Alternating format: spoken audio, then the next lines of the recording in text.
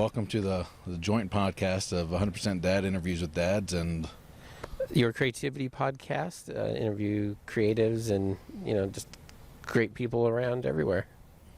Cool. That means I'm great, I guess. Yeah. So we're in Salt Lake City. Is there a specific part of town that we're in right now? It's called the Avenues. We're right by LDS Hospital. Okay. And Hatch Family Chocolates. The owner of Hatch Family Chocolates, Steve, is my co-host. Got it. So, and he refused to join us today. 'Cause well, when I drove, his house, he lives right next to where his old location of the shop was. Okay. And I saw his car over there. So is that the straw place? Yeah. It's now some straw. Yeah, that's where my GPS took me first. I'm like, well, this isn't it. Yeah, that's an old version address. of the address. When he had the TV show, The Little Chocolatiers, that's where the shop was. Was that like a local TV show or? It was on TLC. Oh, really? Yeah. Okay, I didn't know that. Yeah, it was only on one season, but yeah. Huh. That's interesting. Was that back in the days of like the Cake Boss and all that? Yeah. Okay. Yeah. Oh, that's funny. Had no clue. Had absolutely no clue. We'll have to try it before we leave. So I guess how do your podcasts normally work? I just find creative people either online or here locally. Now, when you say creative, you mean artists and artists, performers, musicians, comedians. I work for a comedy club, so I've got a connection to a lot of local comedians. How many have you done? We're doing episode 100 probably next week with the co-host Steve, because he hasn't been on as a guest yet. Cool. And that's all local talent here in Salt Lake City? No, beyond. Okay. But it's mostly been local, but... Cool. And I guess do you have an expectation with that podcast of somewhere you want to take it, or you just enjoying it? No, I'm just enjoying it. I wouldn't mind making money off of it, but... Sure, who wouldn't? Yeah, but... Do you introduce yourself, name, occupation, what you do, how many kids you got, marriage, anything like that? Get the basics covered. Okay, yeah, get that all covered. I'm Dylan Mazziotti, a graphic designer here from Salt Lake.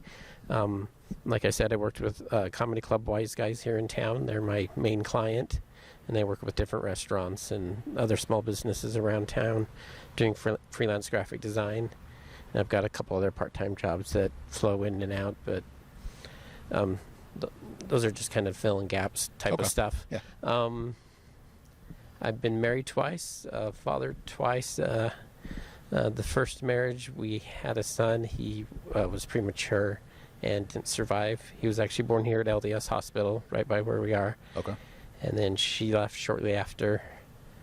After that, I developed a drinking problem, and I met my second wife through my job, and she kind of helped bring me out of that. And then, we're approaching 19 years of marriage. Oh, wow. Okay.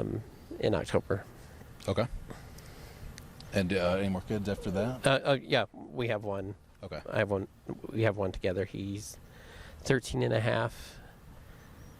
So that's in junior high. And I was about to say, end of middle school, beginning of high school, somewhere around there. Okay. So one kid, 19 years marriage, freelance graphic designer, plus the comedy club. What do you do at the comedy club? All the posters and graphics and everything. Make all their stuff. Yep. And is that like a stand-up club, or is that like plays or things like that? Stand-up. Okay. We get major comedians like Kevin Smith. Generally comes through every year. Craig Robinson, Whitney Cummings is scheduled in the coming weeks. So I bet that's fun. I don't think I've ever been. No, I've been to one comedy club in my whole life. Which one? Because we're in St. Augustine, Florida. I mean, we just don't have a lot of that stuff. Yeah, so it was like there's a restaurant that has like a little bar, and sometimes they do a comedy night. And one of my friends who's out in L.A. now, he's trying to be a comic or an actor. Like 5 years ago, he came back and he did a set there at that club, and so I went and saw him perform. And they had a couple other local talents there, but certainly no other big names. But so I've never actually been, but I feel like that'd be a fun thing. Yeah, there's open mic tonight if you want to see some. Where's it at? It's over at the Gateway Mall. We'll talk about that later. We'll talk about it later. But podcast material. It's down the street. So you brought up your son pretty easy. I don't know if you want to get into that at all, because I mean that's certainly ask away. A painful subject for something everybody fears, and it seems like that might have done a number on the relationship with your wife as well, and obviously for yourself, self-care and just dealing with that. Yeah, I think it's a big part why she left. Because after it happened, she started to become more distant. Right. And then... I mean, the loss of a child is... Yeah. I mean, I guess I'm not sure there could be anything more heart-wrenching or just... You know, me. I think if I lost him older, I think that's actually more traumatic. Yeah, Like if I would lose my son now, you know, I'd be devastated all over again. Well, sure. You know, because he's such a bright light to so many people. Like now, was that something that you guys knew was a possibility? Where they're like markers in the pregnancy, or no, things were going along great. He You know, just came she was early. 6 months, and then she, you know, went in. We lived in Taylorsville at the time. It's a suburb of Salt Lake, farther south, and I believe I was at work, and she was having, you know, contractions or pains or something. Sorry, I was sweating my eye. 1 second. And so she was able to get a friend to give her a ride over to the hospital in Murray, and then, you know, while they were doing that, she got a hold of me, so I started coming home and finding a way, you know, over there. And by the time I got over there, they were moving her up here to LDS Hospital because they needed to ramp things up in the hospital there. Just couldn't do it. And like from that call, Yeah. I mean, I feel like my heart would be sinking. I'd be just terrified, like going home and getting the stuff and going to the hospital. Or was it more of like a calm scenario because you just didn't expect anything to? It was calm because, you know, around that point, you know, you start getting faults. Yeah. Faults. How far along was she? 6 months. Okay. You know, so they're moving around quite a bit, and Yeah. you know, strange feelings might happen. So, initially, you know, we weren't terribly concerned, but then when, you know, they moved her up here, it's like, oh yeah, things are gonna start. Serious. Yeah. And were they giving you any information, or was it just you in the dark?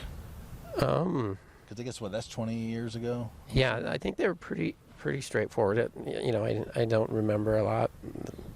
It's Yeah. been a few decades ago, a couple decades I'm ago. sure it was whirlwind to begin with. Yeah. So he was born. Was it just? Three. Did you get any time? He lived about a day, so we Okay. visited him in the ICU. Okay. No, that's, yeah, like I said, heartbreaking is the only word I can think of it. I mean, that's obviously any fear, especially for the, you know, I guess especially might not be a good word, but for the first one, your first experience with it, Yeah. did that like carry over for when you had your son, your second child, of like that worry and that fear? Oh yeah, I'm a helicopter dad. Like, Yeah. I can see that. I mean, how could you not be? I mean, it's... yeah, it's like, you know, one time he rolled off the bed and I was just like so worried, but Freaked you out.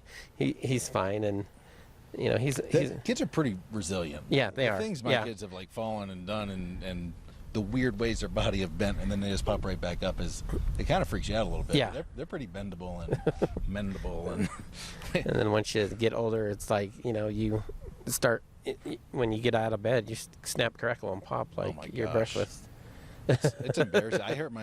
I'm like just recovering now. I hurt my bicep opening a window at my house. I was opening a window, and it just like, yeah, something like popped. I was like, this is the stupidest injury I've ever had. But yeah, kids are just, gosh, they can do whatever they want. It's amazing to me. And I purposely try not to be a helicopter dad. And I didn't have that growing up. I had a lot of freedom. You know, we were like always climbing in creeks and over trees, and I was swinging on vines, and I broke my ankle that way. So I had a lot of broken bones as a kid. But I remember that freedom, and it's hard to give that freedom now, kind of part because we're in a city where it doesn't have a lot of space. Yeah. And now there's so many stories of, you know, kidnappings and murder and molestations and, you know, freak deaths of like brown recluse bites, and that's a spider in Florida, and just weird things like that like almost all parents now are more helicopter-ish. Yeah. And you just don't have the freedoms that you probably had growing up and I had growing up. So I'm trying to like purposely give that to my kids and just like, you know, I did put my eyes down and not look. I did eventually get to that point, but it took me a while. I imagine. Because, like, even him playing in the front yard and me, you know, looking out the window, and I look away for a second, I got worried. Sure. Or, you know, or he's running around with his grandparents just going somewhere. Right. And, you know, even those I was worried, but... I try and put it out of my head the best I can, and just let it go.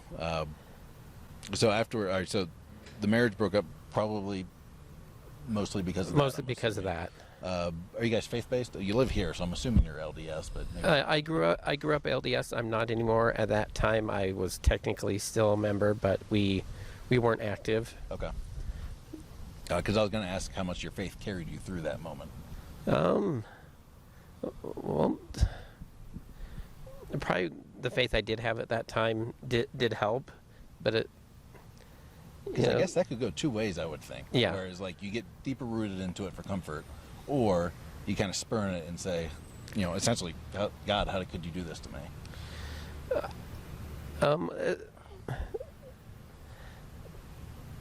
For me, faith is more personal, not, denominational. So, I know there's probably something after, and it does, give me comfort that things will eventually be, shown to me of how things actually are. But just the way I live my life, church, going somewhere for 2 or 3 hours, once a week, it seems like and Mormons have super long services. Yeah. Well, they did go from 3 to 2. So recently? Yeah, like about a year or so ago. But it didn't seem like a good use of my time. And, after you go, a couple decades, they keep on just repeating the stuff. Yeah, it's the same thing. Yeah. So I didn't think I was benefiting from it. And then, since there's, different issues that they've had that I haven't agreed with. And that's what ultimately led me to leave. Curious, what are some of those? Oh, just, against the LGBTQ plus community. Because I've noticed around here, and so band-wise, Imagine Dragons was my favorite band, 21 Pilots is, and obviously Imagine Dragons is like leading the LDS push to, I don't know exactly what they're accepting the gay community. Yeah, be more inclusive and accepting, more internal within the church. Because I think they accept them, they just don't let them get. I said, I don't know. I'm not LDS, so I'm not fully involved in what it is, but. So I'm aware of that, and I see a ton of the gay pride flags around. Oh, yeah, Salt Lake has a very strong gay community, and we didn't have the Pride Parade this year because of the pandemic. The Pride Parade is nuts. Is it? Yeah. Probably the closest I could compare it to is probably Mardi Gras.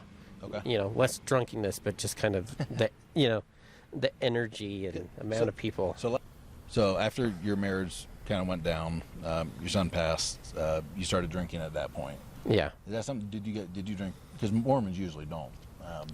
Is that something you had ever? Before that, I did a little bit. It was a little more, just kind of socially. Okay. But this, after work, I would get a 40 after work, and some nights I'd go through a whole pack of cigarettes because I was so. Is it stress management? I'm assuming. Or just kind of. Drown yourself. Yeah. And I, was in my 20s, so there's lots of other 20-year-olds around, so we're just kind of having fun too. So. So you met your wife shortly afterwards? Yeah, we both worked at Zuka Juice, which is what was here before Jumba Juice. Bought them.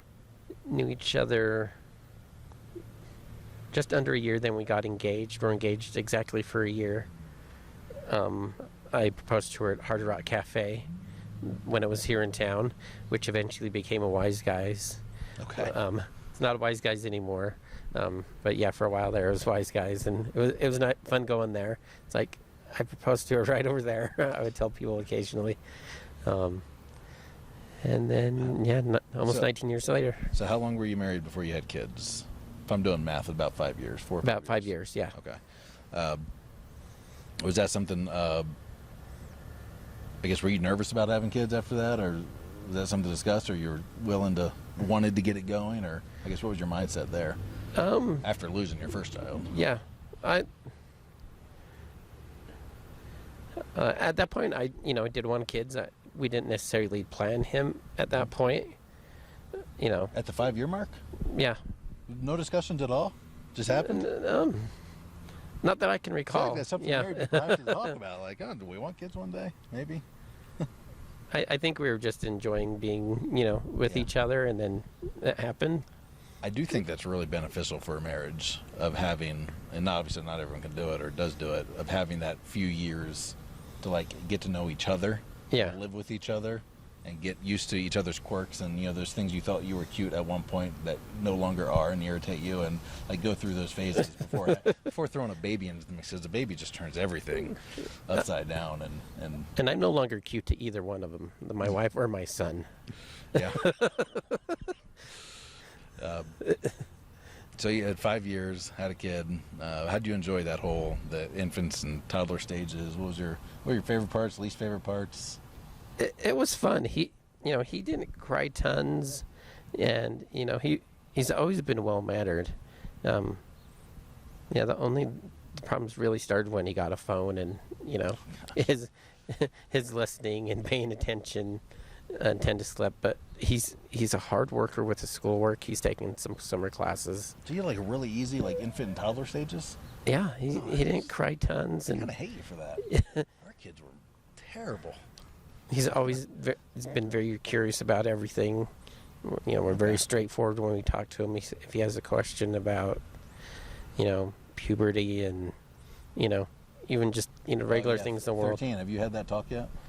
Well, in his last year of elementary, they had the talk. Really? Yeah. In 5th grade?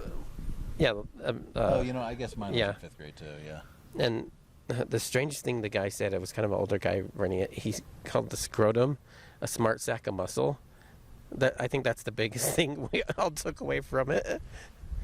And then his health class that he's taking online right now, it was almost like an abstinence type lesson. Mm-hmm. Like, here's some basics, but if you're going to do anything, you're going to get an STD. Yeah. So it's like, it was quite a difference. But, if he has questions about anything, we'll tell him. And okay. So now, is that something you got? Do you push for the whole wait for marriage thing, or you just? Yeah, but if it happens outside of that, we're not gonna, just him. Yeah. Tell him he's not your kid anymore. Yeah, it's like which is probably a wise move. Okay. Prefer you stay on track, but if you go off a little bit, it's not the end of the world. Right. Yeah. Do you have talks? Because in middle school, so I guess have you had talks about drugs and things like that? Not really. Is Utah like a really clean state when it kind of comes to that, or this city? Because I was getting offered drugs in middle school in Florida. I was like, I didn't even know what they were. No, a lot of people here smoke weed. My Mormon friends, I don't know about them exactly. Wouldn't surprise me if some of them did, but a lot of my friends. Well, it's legal right across the state line. I don't know how far you guys are from Colorado. Yeah, Colorado's that way quite a bit. Wyoming's not legal. Idaho's not legal. Nevada's legal. Oh, that's right. And, Wendover's like 3 hours away. I don't even know where Wendover is. Just go directly east, and you'll hit Wendover, yeah. Okay. So you guys are surrounded by it. Yeah. Okay. And we got the gay marriage kind of before everything, so the weed is just taking a little bit longer. Yeah. Oh, I didn't know that. Yeah, we got it just before it went nationwide. Okay. Well, good for them. Yeah. Being ahead on something. So what are they pushing for now? For, I guess, the gay rights. Like, which rights is being denied, or is that just within the church? That's just within the church. Okay. Yeah. Is it that they can't go into the temple? Yeah, they can't get married in the temple. Or in the temple, I think. Yeah, they can't have temple recommend and all that. Okay. And the big. They still go to church.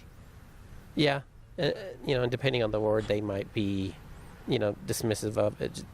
Okay. Because I hear about gays that are still going to church and right, as usual, and their wards are, okay with it. And, okay. But in general, they don't.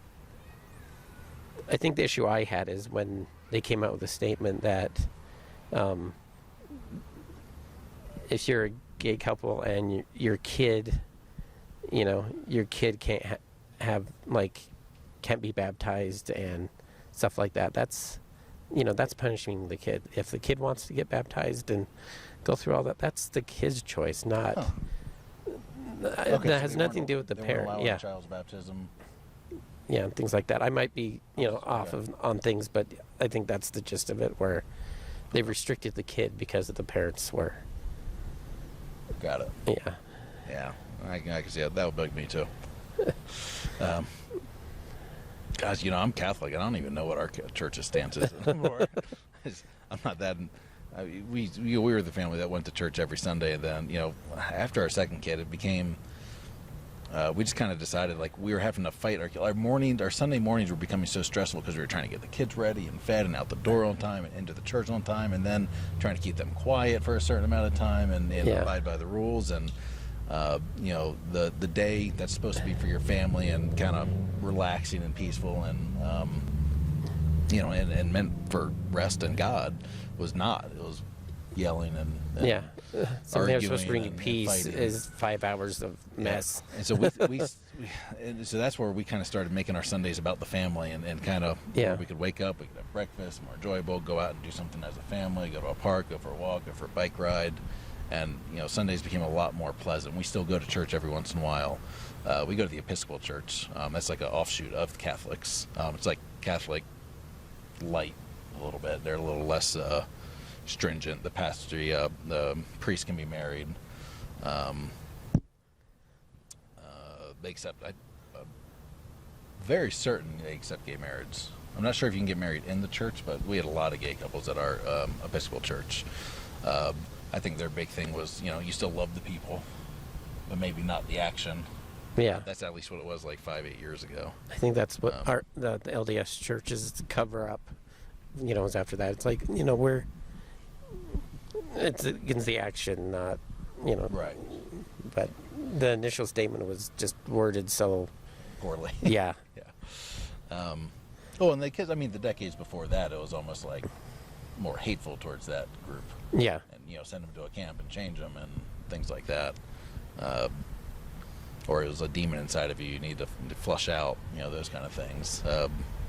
I'm assuming I was very young or not even alive back in the 70s and 80s and early 90s. So there's a documentary called, what is it called?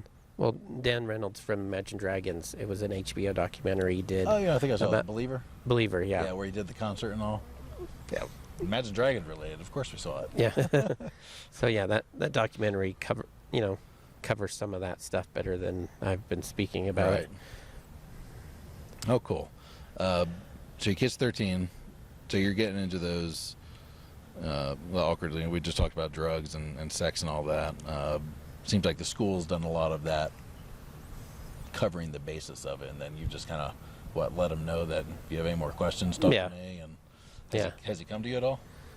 No. Most of his friends are girls, but it's more like friends. He has no romantic interests or anything. Right. That that I know of. Still but pretty young. Yeah. But but we're someday it might happen. I still haven't had to talk with my parents.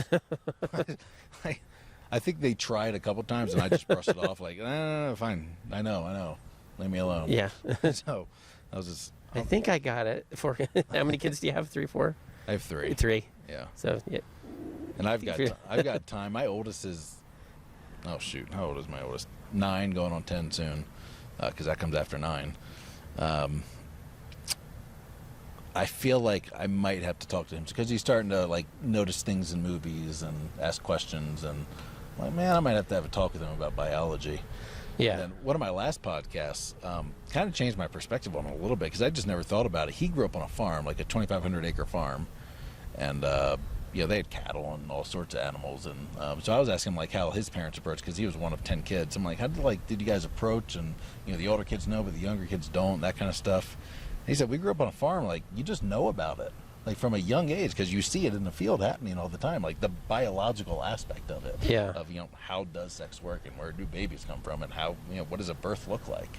That was just part of life. You just saw it all the time. And for some reason, even at my age, when am I 33? I had never thought about that before. Of generations before, so where everyone grew up on a farm, you kind of knew the biology of it and where babies come from. Where I've almost been afraid to have that talk and discussion with my kid because I didn't want to bring it to him too early. And I don't know. It just kind of it changed my perspective on it a little bit because it's never thought about it. Yeah. And where they just perceived it as natural, and that's how it happens. And then you have to have the save it for a relationship and love and a commitment to a person. If you feel that way. But anyway, so that was a new perspective for me. Looked during both births. One was C-section.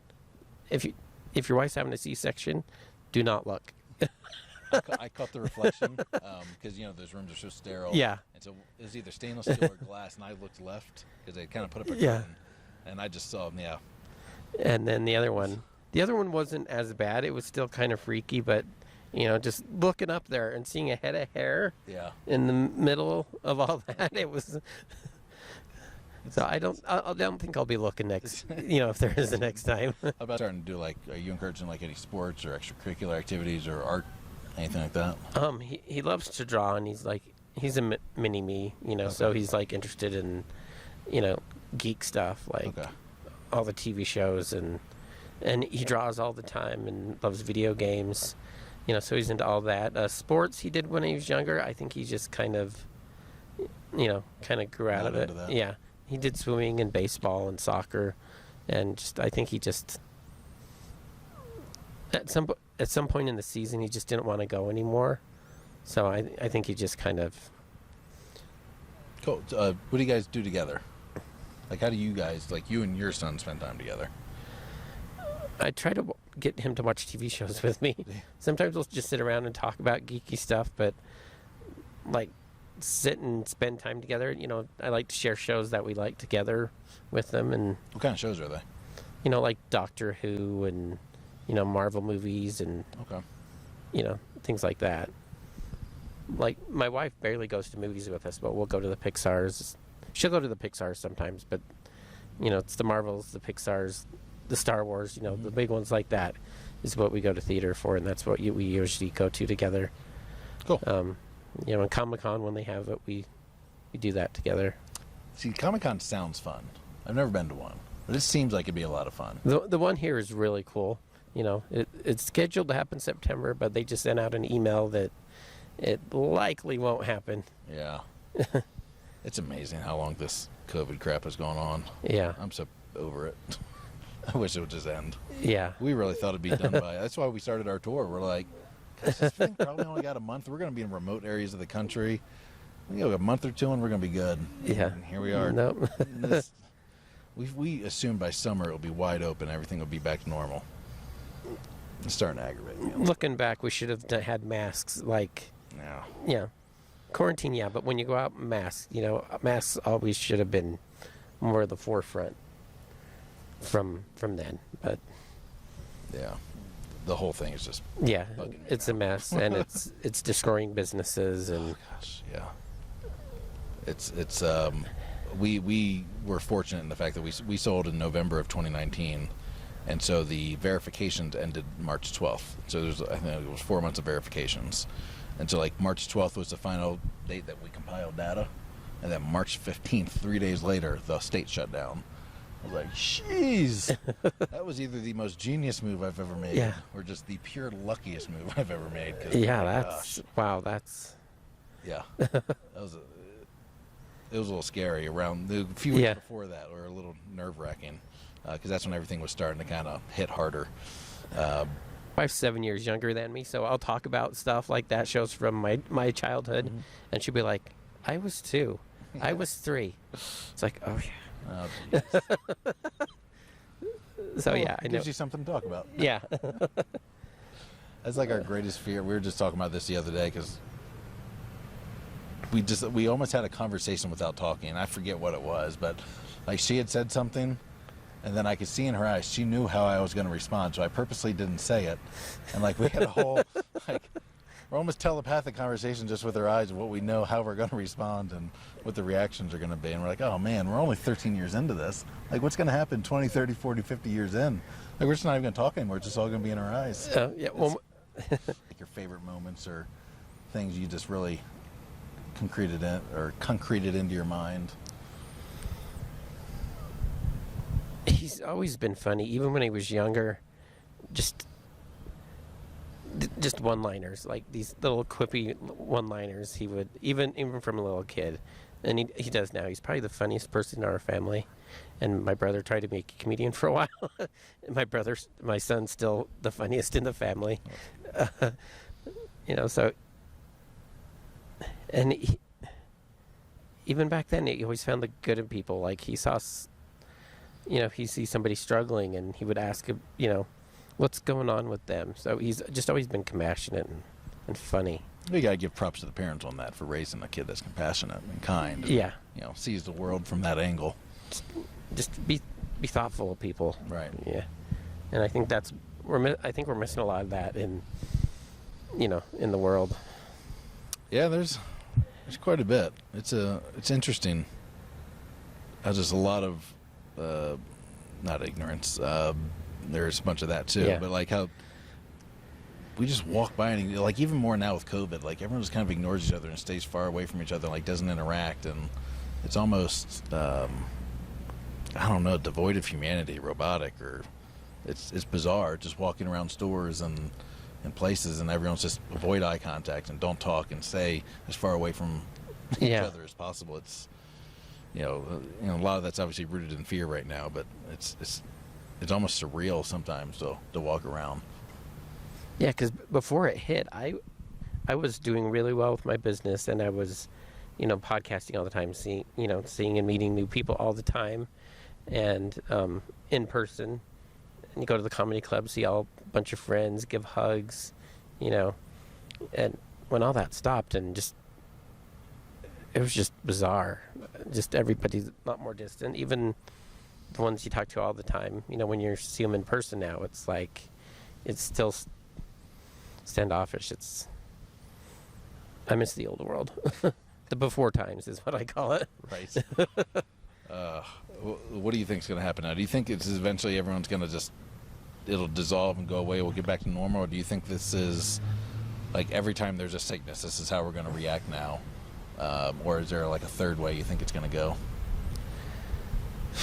Do you think masks and social distancing are here to stay for the next 40 years?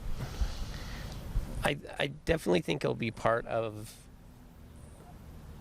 life. I don't think it will be this necessary all the time. In the Asian countries, they have the masks all the time. Yeah. So, I think things will be more that way. But I don't see this lasting a long time. At least that's my hope. But well, you already heard my prediction. That was like a month ago. This was going to be over. Yeah, I think we still have a few months. Yeah. Like going back to school, that conversation that's being had right now. It's like kids going back.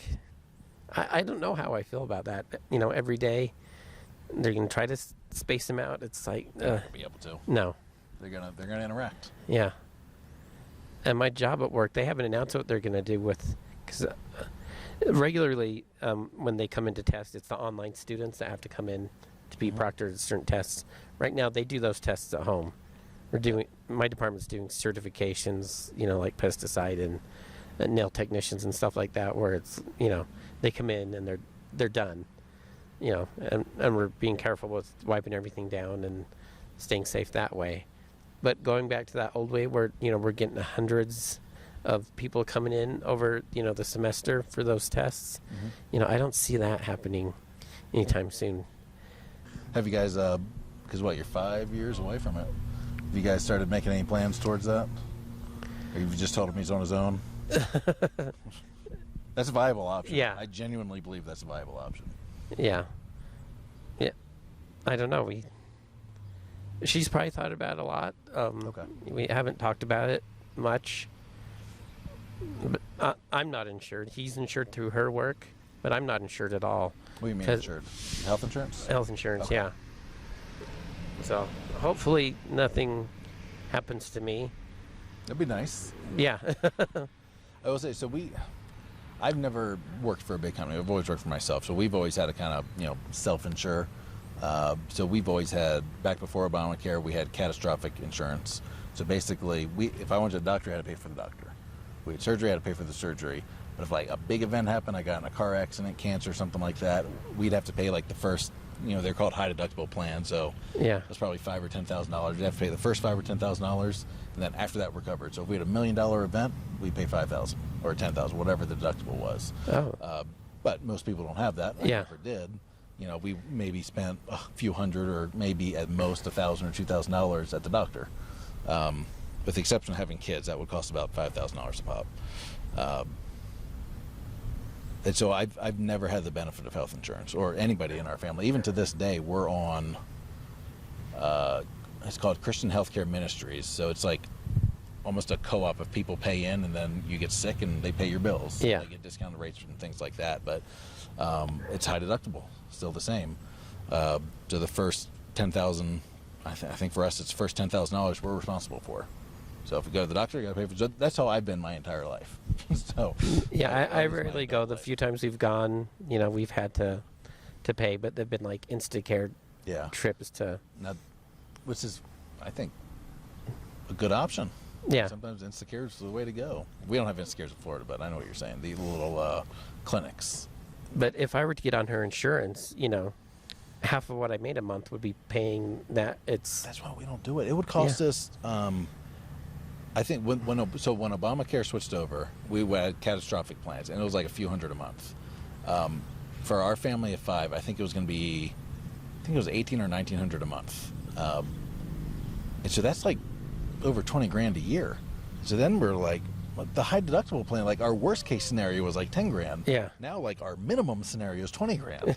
Like this, we're better off without it and paying the penalty, which is what we ended up doing. For a couple of years. Then they got rid of the penalty. And then we found that Christian Healthcare Ministries, and we've been doing that. And we just, I've enjoyed it that way. We're healthy, so we can. We don't go a lot. We take the kids to the pediatrician when they need to go for their shots and checkups or whatnot. Yeah. I did have to pay for 3 births, but that, was easily negotiated. The hospital, actually doctors and hospitals and surgeons, they like when you pay up ahead. And then, with money, because then they don't have to fight insurance, because they have to quadruple charge insurance. They have to fight with them for months, and then they finally get paid. And it's the stupidest system you've ever imagined, of medical billing. Yeah. But they like is having the money up front so much that they give you like insanely good rates. So I mean, I wish I could pull up an example. I know the having the kids, we went and we were kind of talking costs and payment plans and things like that, and I think we ended up getting half of like payment plan costs if we just paid up front. And so that's what we ended up doing with all of our kids. It was just, wow, the healthcare system is mind-boggling. Yeah. Just because of how overcomplicated and stupid insurance is. So that's my 2 cents for what it is. So I actually prefer just almost not having health insurance. We have it to cover big events, car accidents, cancer, things that would cost a ton of money. Yeah. But for getting a shot from the doctor and just getting checkups and things like that, just It's like, pay for it yourself. Yeah, we'll take care of it. Yeah, I mean, and it's worked out well for us. And I know obviously some people are chronically ill, and that's not the scenario. But Yeah. But even if we had been, our deductible's $10,000. Like that would have been equivalent of about $800 a month for the family. Yeah. We still would have been better off in that path. They might have kicked us off eventually. But I got to turn my hat around. The sun's peeking over that tree. That was our healthcare segment. Yeah, no kidding. I go off on tangents like nobody else. Oh, yeah. That's why delete was invented. Do you have life insurance? No. Oh, you got to get life insurance. That's cheap, assuming you're healthy. Because if you're genuinely worried, that's just one thing I think every dad should get. Life insurance and a will are like the 2 big. Because then if you die, you've taken care of your family. And we don't always plan when we're going to die. Well, I think I'm more alive than dead. So. Well, that's because you don't have insurance. Yeah. Then it'll be worth it. And so then you don't want to get too much insurance, because then you'll be looking over your shoulder, making sure your family doesn't murder you, just so they can have the payout. Yeah. No, we're all worth more alive than we are dead. In practicality, but in the event, some madman comes over here and shoots up this park and takes both of us out. We didn't plan it, couldn't hide from it, couldn't run from it, nothing we could do. And at least there's a stream of income to support the family. And it's stupid cheap. I mean, I think because I think I have like $1 million in coverage, like $400 a month, or not $400 a month, $400 a year. Okay, I think I had something. I think it was a 401k situation, and life insurance was part of it. Built into And it. yeah, and the 401k I paid into it like for 15 years, and it really didn't do anything. And They I have think it with the company? yeah, I can't remember. It might have been ING, 10 or 15 years ago. Okay. And it just didn't add up, so we canceled it and pulled it haven't. out? Yeah. You pull out the cash, I'm assuming? Yeah. Now it's a 401k, so how long ago did you do this? Recent or far? It was Okay. probably close to 10 to Okay, 15 years nothing ago. you can do about it now. But Because pulling out of retirement, they'll Yeah. penalize you if you pull it out too early, unless you put it in retirement somewhere else, like you roll it to a different yeah, retirement. it wasn't a lot, and it wasn't adding up. So it's like, we can use this money now. Yeah. It's still good to invest for retirement. Yeah. I will give you that. Now, so a lot of 401ks, like especially when they're with companies, they only give you certain options you can invest in, to where if you can do it outside of those restrictions, you can find just Yeah. a lot better investments out there. And that way, when you look back on it, it's actually growing. Because yeah, it sucks when you look at them and they're like growing 1, 2, 3%, like barely keeping up with inflation. Yeah. But when you can see them growing like at 8, 10, 12, 15%, it's a whole lot nicer. It's a whole lot nicer. Because it would be nice to have money when you retire. Yeah. My opinion. Not everyone feels that way. No, I agree. So once things normalize, If it I'll ever look into it. Yeah. happens, yeah, right. Life insurance, I do think is big. So that's something I think every dad really needs to have, because it is cheap, provided you're healthy. I think Yeah. You think you're healthy. Did you get a will? Do you have a will? No. Another thing, you're killing me over here. Most of the stuff is in, I think, both of our names. Mhm. So It still has to Yeah. go through probate. So, and that's where something you can just, like, it's a one-page $20 form you can do, and then that way it just doesn't have to go through court systems as Yeah. in depth, because that's where the problems lie. It goes to probate court, and then it just has to go through that bureaucracy and red tape that is super irritating to deal with. And when you have the will and it's notarized and right, even if it's a one-page, two-page document, it flies through, and your surviving Yeah. spouse doesn't have to deal with it. you get it all, honey, basically, and Yeah, sign. so Yeah. it's literally all it says. I mean, I die, she gets it. If we both die at the same time, then this is what will happen. Everything goes into we'll create a trust for our kid, and he can access it when he's 18 or 20 or 30 or whatever. Then you just establish a manager for it. So they're super simple and super cheap. We had, for some reason, in St. Augustine, we had like 4 or 5 like spouses of really young people, like in their 30s, die like in the last year. And one of them was a dad. They had 3 kids, a wife, and they had everything mixed names, and he did a lot of the finances there. But it just became such a nightmare. And I got to have her on the show one day to talk about it. But just that whole probate situation became such a nightmare. Just getting everything into her name, Yeah. because he didn't have a will in place. He also didn't have life insurance in place, and it made everything so much more difficult. He was in his 30s, no intention of dying. It just woke up went to sleep one day and just never woke up. I'm not even sure what the cause of death was. I don't know if it was a stroke, heart attack, or something bizarre. Wow. But yeah, it kind of became a scenario where the spouse is super sad that they lost their spouse, and then a few weeks later, they're having to bury and figure everything out, and the probate's becoming such a problem, and just accessing things is becoming such a problem that you start to almost get pissed at your spouse and resent them because they left you in this mess, where it could have been just a much smoother, cleaner process, and it could have just been a sad time instead of a frustrating It's a and mad stressful time. yeah. And it doesn't take a lot of time or a lot of money, and it's just something you kind of do just because you love them, and it makes it easier for them if the worst thing happened. So I pushed for that hard. I don't know if you can Okay. tell. Did Yeah. did I get more authentic in that? Yeah. I just Yeah, definitely something to think about. Thank you. Obviously, none of us want to die or intend to. I certainly don't want to. But yeah, I also don't want to leave them in that situation if that were to happen. Like, is college something you guys want him to go do, or do you not care as much about it? He wants to be a veterinarian or like a zoo. Okay. kind of something with animals. He's Okay. interested in that. So I think that's a road he might. Well, vets have to go to school. Yeah. I believe that's mandated. So when he gets, he's struggling and frustrated with school, it's like, but if you want to do this is things you need to know well. Did you go to college? Yeah, I got 2 associate degrees, one in web design, one in graphic design. Okay. So more practical degrees for what Yeah. you're in.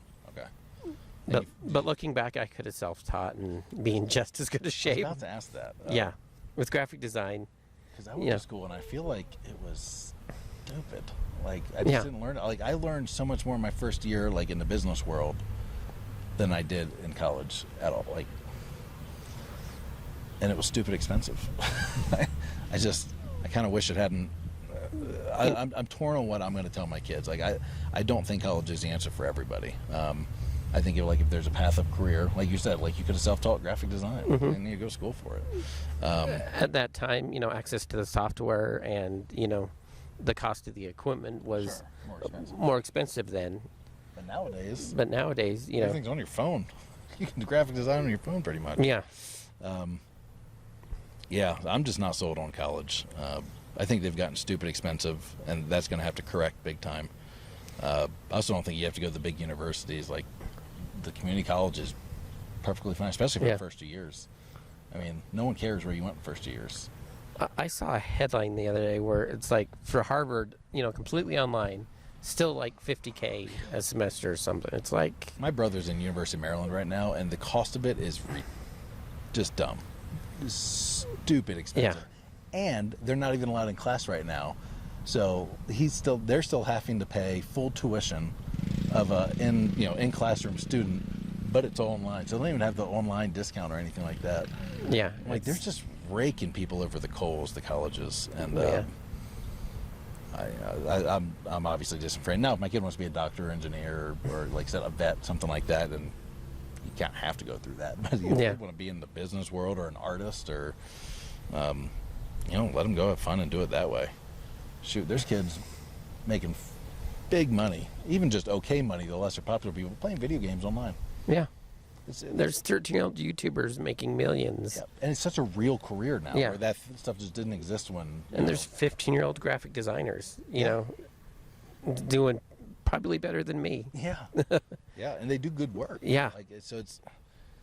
And I like that because it's kind of come more about talent and skill, and doing more like what you like than,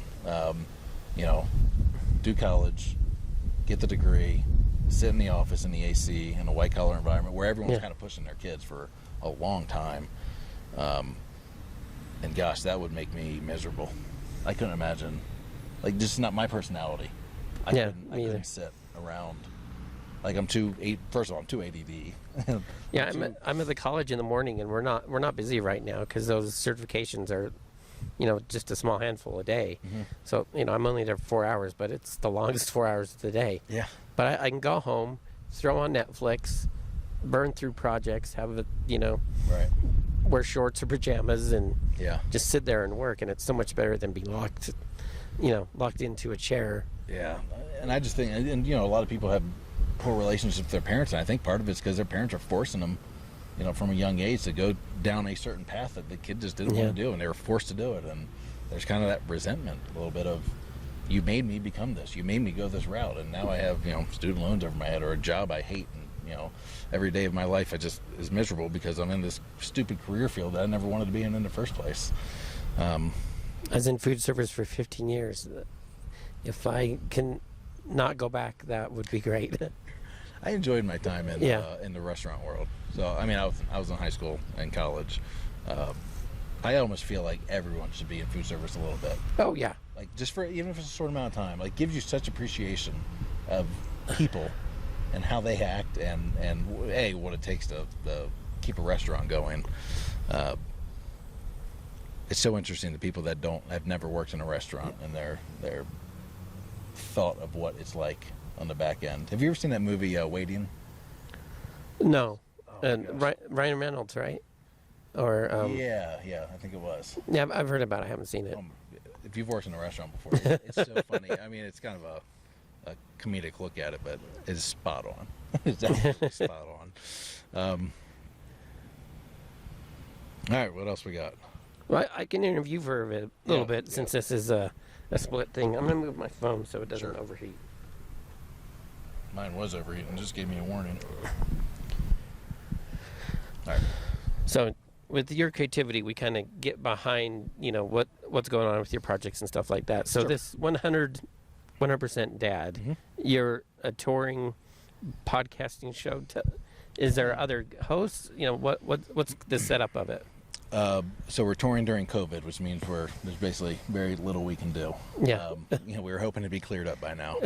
But the goal was to go from city to city, town to town, and meet a bunch of new dads and get different perspectives on being a father and, the way different cultures and different families raise their kids and how they act and just the whole life experience. It's a little bit different now, a little harder to find dads. Yeah. We could do them more digital and online. Like we could have we were talking about the programs earlier. You could do the Skypes and whatnot. Skypes, yeah. But honestly, we've been camping in pretty remote places because of COVID. We thought we'd be alone. That we just haven't had the cell signal on the internet and Wi-Fi, and that's been kind of a killer on that. So we've had to kind of try and find them in person or go into a town and make it happen. So it's been a difficult start to it. But the whole premise of the podcast is interviews with dads. It's just getting different perspectives and different experiences and sharing them with the world. And because we all kind of have that unique take on life and different perspectives. And I personally like hearing them. And I feel like it makes me a better father to have those different experiences.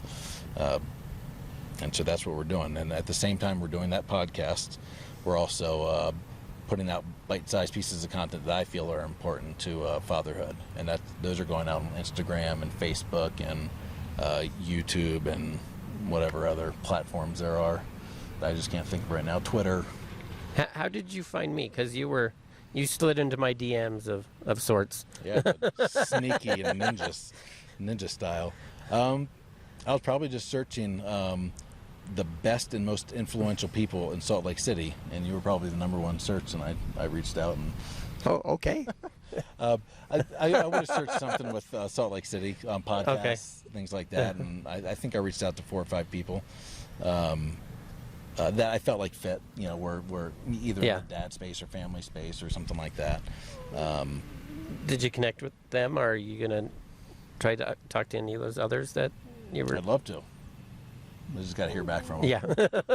I was just curious. So I got 1 out of 5 here. So what's that, 20%? And this was my first city doing that because this has it's been 7 or 8 weeks since we've been near a big city. Actually, I don't even think we've been near a big city. So we've been in like remote parts of Colorado. We were in 11 Mile State Park, which is like an hour outside Colorado Springs. We were in Navajo, which is like an hour outside Durango. Durango's a small town. Yeah. We went there last year, did river rafting and the train. Yeah. We didn't do the train because I think they said it was like an 8-hour train. Maybe they had shorter ones. Well, we went all the way up, spent like some time at the town up there. Okay. We had lunch and checked out a few of the How long shops. did it take And it was a good chunk of the day. Yeah. We have a 4-year-old, so that kind of sitting still is not always appealing for him. So then we went to Rifle, which is a small town in northern Colorado, northwestern Colorado. And then we just went to Moab, and we were boondocking out there. So we were in the middle of nowhere, Moab. I mean, we got some great drone footage. Oh, nice. But I mean, we didn't have a neighbor within, 500 yards. So I'm hoping now, I was hoping COVID was starting to thaw a little bit. So that's when we kind of reached out about a week or two ago to Salt Lake City people. We knew we were coming to Salt Lake City. But yeah, now it's starting to kind of rear its head. So we do need to find dads. I'd like to continue to do it. If we have to do it remote, we'll do it remote, and I'll get better at finding internet and maybe staying stable for a day or two to do these interviews remotely. But yeah, so it's been a little bit of a struggle so far, but not exactly the way we intended when we planned it at the end of last year. Yeah. Before pre-COVID, we was going to have this great thing. We were going to maybe do like events and gatherings and talk at churches and try and work with the local news and things like that. But Everything's kind of selling. Come meet a stranger and and talk to him. Yeah. For half an hour doesn't really little sell harder in now. this. Yeah. Now you go walking down the street and people cross the street to avoid being within 6 feet near of you, and Yeah. everyone's avoiding eye contact, and so yeah, it makes that person-to-person interaction a little tougher. But we'll get through it. We'll find a way. So, so you've been traveling. What other effects have you seen COVID affecting your living situation? Not seeing people having trouble with the podcast. What other issues have you been having? Interactions with people, honestly, are most awkward. My kids are really social kids. I'm social when I'm on, and I want to be social. Yeah. Otherwise, I'm actually more of an. I'm an introvert too. So me having a podcast is like a big strange thing for me. See, when I do a podcast, or I used to be the president of YPO and things like that. When I'm in that moment, I like it, and I like being on stage and giving talks and things like that. But when I'm out eating with my family, I'm more reserved. When I know I'm on, it's almost like a performance. Then I'm on. Yeah. But at the campgrounds and things like that, I'm usually more reserved unless someone's come up to me and started talking, things like that. And obviously that's not happening as much. We get a few people, the people who are less concerned about COVID, they'll still come over and talk, and those kids will play and everything like that. And honestly, at campgrounds, if you're super concerned about COVID, you're probably not going to a campground. Versus if you are there, you're probably a little less concerned about it. Yeah. So I think that's been the strangest things. It's just interacting with people is such a different experience now. Yeah. And then finding places that are open. Yeah. all the museums are closed. We just went to the planetarium today, and they're doing a good job spacing everybody out. And it took them a while to open back up. I think they just did. Yeah, it was like a week or so They ago. have a great planetarium. Yeah, it's really cool. I really enjoyed it, and it's free. It just blew my mind. I thought we were gonna pay $30 a person to go in there. It's the shows that the we movies. paid to go to the IMAX and do that. But yeah, it was a really cool place. But yeah, a lot of museums are closed. So a lot of the learning experiences we wanted to do with our kids, because we've been homeschooling for years. So that adjustment we didn't have because we were already doing it. But we really, expected to be going to museums and the local treasures and things like that, and experiencing them, then kind of teaching and reteaching. And when you touch something, feel it and see it, you kind of learn and absorb it a little bit better than if you read it in a book. And so we've had to kind of skip a lot of that just because they're not open, which is kind of a bummer. Necessity, but bummer. Yeah, we've got our Natural History Museum. I'm not sure if it's opened back up. No. Yeah, that's an amazing place. It's really. Thanks for rubbing it in. Sorry. When you come back through at some point, maybe. So we're on a 2-year tour. Okay. So I don't think we're coming back through. Okay. Because this country is so big, and it's really cool. So I know Florida and the I-95 corridor to Maryland, because I was born in Maryland and then grew up in Florida. So I know that I-95 corridor, and that's really my knowledge of this country. Yeah. And now that we're going off and exploring, I've just never seen geography like this or size like this. Kansas plains were awesome to me. I know everyone says they're boring to drive through. I was giddy seeing all that farmland where the country's food's grown, and how flat and vast it is. Moab was amazing. Colorado has been. What does creativity mean to you? The ability to come up with things from scratch in your head. that's kind of what it is to me. Yeah. That artistic skill, that talent, that be able to get on stage and just wing it, or create a play, write a movie, grab a piece of paper and make something, not even pretty, just make something. Yeah. That you appreciate, and just, I so lack those artistic skills, and that future vision for something. I see a white piece of paper and I see a white piece of paper. Yeah. Someone like you probably sees that white piece of paper, sees endless opportunities on what that canvas can become. So I guess in the traditional sense, and what I normally think of creativity, I'm probably the least creative person I've ever met. As far as design and color choices, and you would never hire me to decorate your house, or pick out your outfit. or Yeah. I can't draw. I just don't have that talent. And movie editing and things like that. I have such real respect for people that can plan that out and make that happen. Because I do it by accident. I mean, I set up a camera, and sometimes it comes out, I'm like, wow, that was almost like I intended it. Yeah. It's a lot of it's just luck. Luck and happy accidents, and learning the talent a little bit, learning the skill. But it's not a natural thing for me. But at the same time, on my creativity, you know, if we're using that same definition, I'm really good at building businesses in unique ways and finding the niches within those. Oh, yeah, then you are creative. Yes, but in that segment. But, you know, like I said, creating the logos for those businesses, forget about it. Give me a call. Yeah. Now I know. You know, flyers, things like that. Like, if I made a flyer, it would look like a 1942 flyer. I mean, it really would. And I could hand that to someone like you and say, hey, this is like what I want to say. Can you make it look like it's the year 2020 and just awesome and stand out? And like, In the movie of your life, who would you want to play you? ideally, it'd be myself. But if I had to pay, so on this tour, we've had 3 people, because we're driving this big rig. We pull a 5th wheel, and it's fully wrapped. Have you seen it? Yeah, I saw pictures of it online, yeah. So it's not understated at all. And so, you know, it has all of our context. So I get messages while we're driving. I'll check them while we're driving, but when we get back there. And so I've been told 3 actors that I look like. So the first one, the guy wrote by, you look like Seth Rogen driving that truck.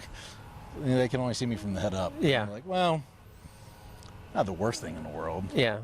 Tom Cruise would have been better. So Seth Rogen. I got a Sheamus. He's a wrestler on the WWE.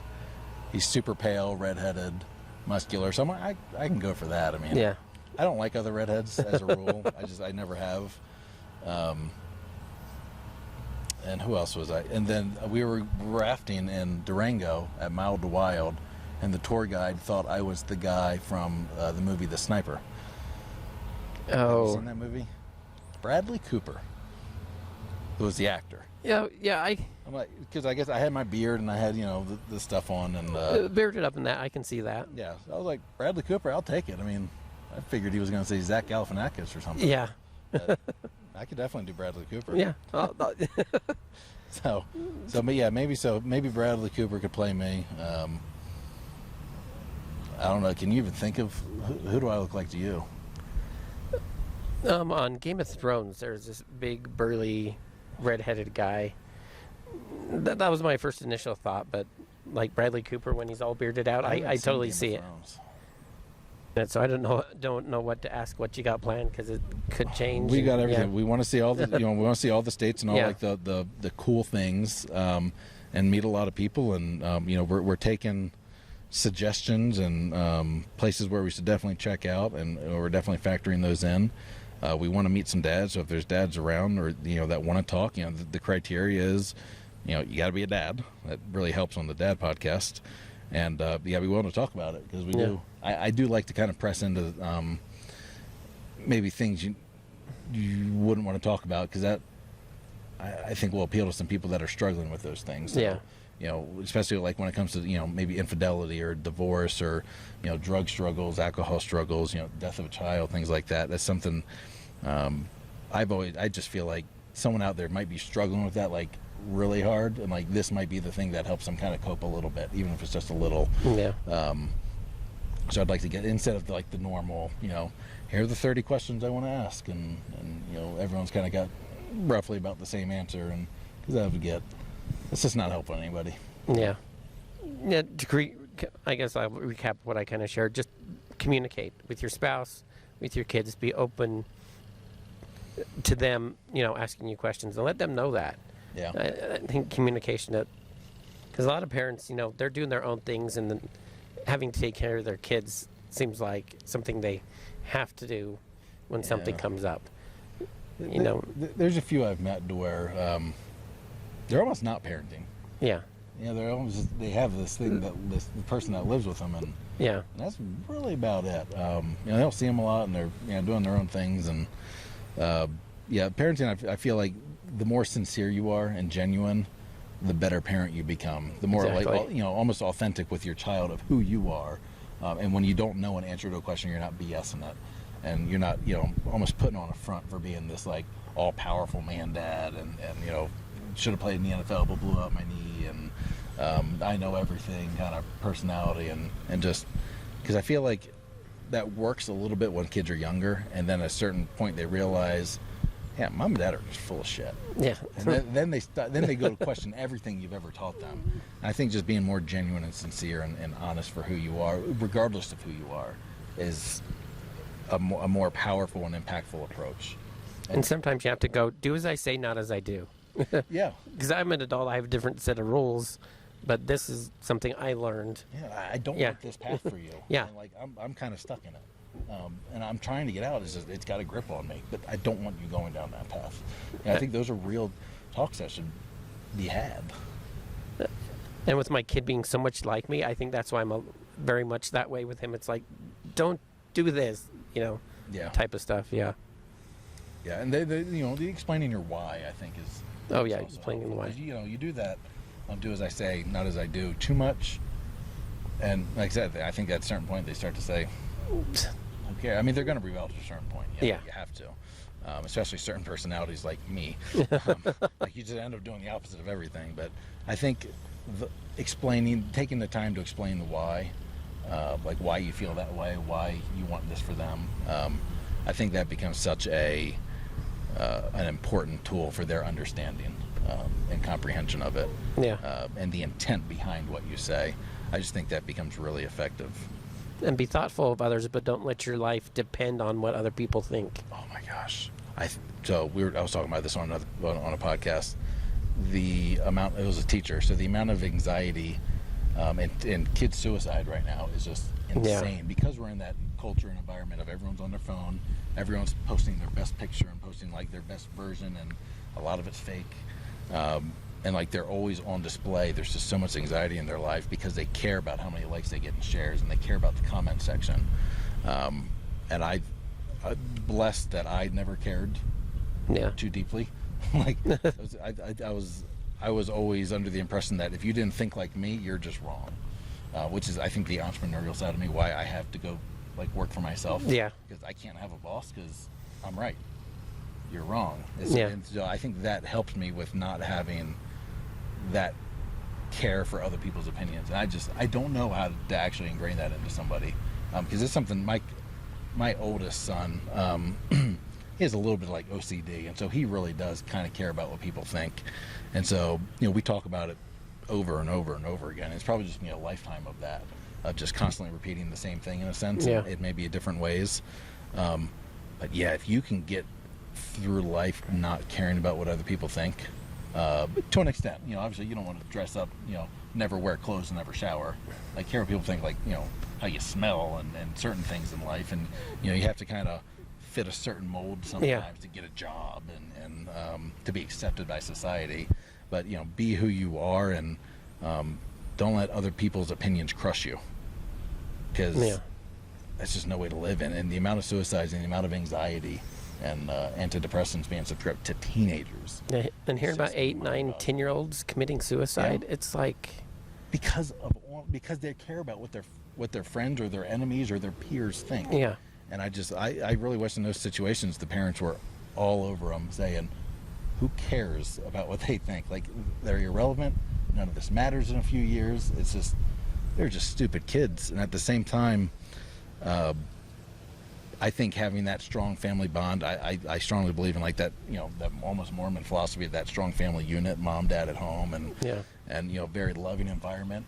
Because even if you're getting the crap beat out of you at school and made fun of at school, which I was, because I was a pudgy redhead with a funny name, and I was a stepchild, so I got made fun of like a lot. redheaded stepchild. I've been there. Yeah.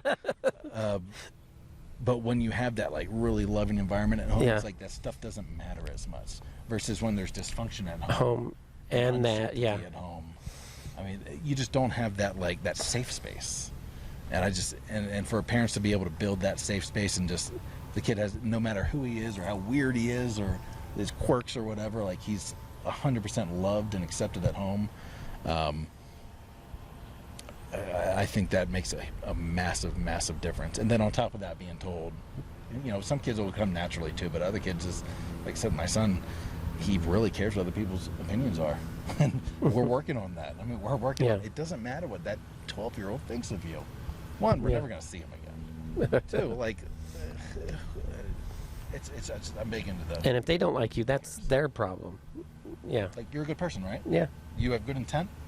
That's all that matters. That's all that matters.